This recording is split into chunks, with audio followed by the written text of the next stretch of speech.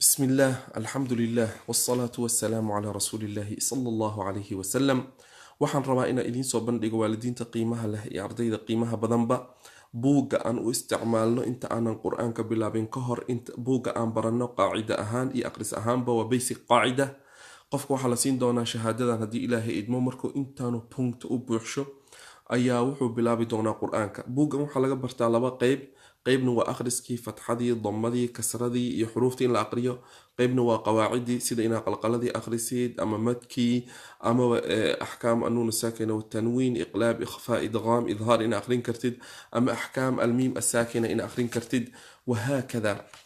ardayga kasoo qalin jabiya buuggan waa aragteen qiimaha iyo faa-iidada uu gaaray in uu qur-aanka aqriyo oo dhan sida joornaal oo kale inuu aqriyo. magacaa markii la dhaho iyo xukunkan maxaawaay markii la dhaho waa isugu mid.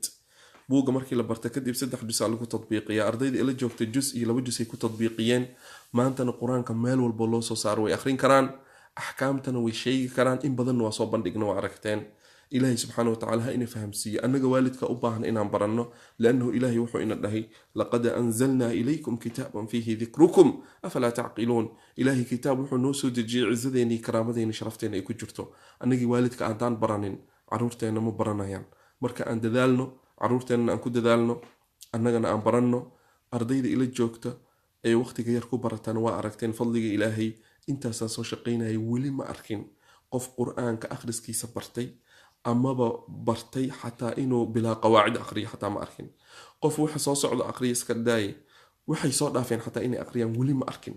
ardayda maanta dugsiyada dhigatan ma awoodaan waa aragteen. ilaahi subxaana watacaala noo fududeey inaan ka faa'iidaysano faa'iidadan aan ka helnay culummada ay noo keentay. ilaahi subxaana watacaala ajir badan ha ka siiyo.